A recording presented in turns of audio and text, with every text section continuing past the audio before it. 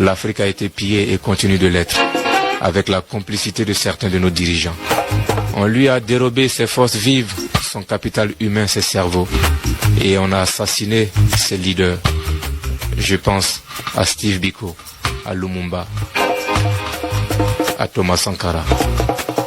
Mais si l'Afrique a eu à connaître un ralentissement dans son progrès, il ne faut pas pour autant oublier que l'Afrique a connu une explosion extraordinaire de la science, comme ce fut le cas en ancienne Égypte. Oui, mon.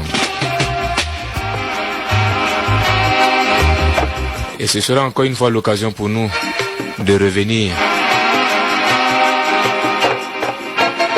sur certaines découvertes faites par des Noirs. Oui, man. Je te dis encore, je ne suis pas professeur d'histoire. Je n'ai aucune prétention.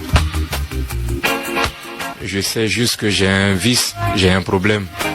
Je lis beaucoup, je cherche beaucoup. Je veux comprendre afin de partager avec mes frères et mes sœurs. Pour qu'ils prennent confiance et comprennent que nous pouvons y arriver, que nous devons y arriver. Même si aujourd'hui, nous avons certains chefs d'État qui sont prêts à piller l'Afrique, qui sont prêts à faire tuer des journalistes, qui sont prêts à faire assassiner des opposants, qui refusent juste qu'ils soient des marionnettes en Afrique pour la cause de la coopération. Oui, nous en sommes conscients et nous voulons partager le maximum de vibrations avec nos frères et nos sœurs. Oui, pour que la jeunesse africaine comprenne qu'aujourd'hui, il est grand temps de se réveiller. Jeunesse africaine, réveille-toi. Arrête de perdre le temps dans les maquis. Arrête de perdre le temps dans ce que tu appelles faroter. Parce que pendant que tu fais le malin, les jeunes japonais, chinois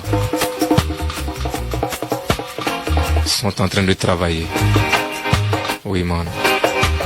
Je sais que tous les moyens aujourd'hui sont là pour t'abrutir. Quand tu allumes ta télévision, rien de bon. Tu écoutes la radio, généralement rien de bon. Tu vas à l'école, généralement rien de bon. On préfère te parler de De Gaulle que de te parler de Sankara ou de Lumumba. Mais comme aujourd'hui tout est à ta disposition, tu ne peux pas continuer de rester dans l'ignorance. Et encore une fois, Rasta te dit, fouille dans la Bible, là-bas se trouve la vérité du peuple noir. Notre King James Version, c'est la version qu'on t'invite à écouter.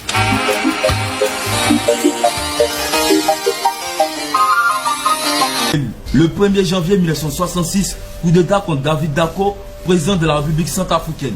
Le 3 janvier 1966, coup d'État contre Maurice Yameogo, président de la République du Burkina Faso. Le 26 octobre 1972, coup d'État contre Hubert Maga, président de la République du Bénin. Au cours de ces 50 dernières années, on compte 67 coups d'État qui se sont passés dans 26 pays en Afrique, dont 16 de ces pays sont des ex-colonies françaises. Ce qui signifie que 61% des coups d'État qui se sont passés en Afrique ont été initiés par des ex-colonies françaises. Nous allons voir maintenant le nombre de coups d'État en Afrique par pays. Ex-colonies françaises.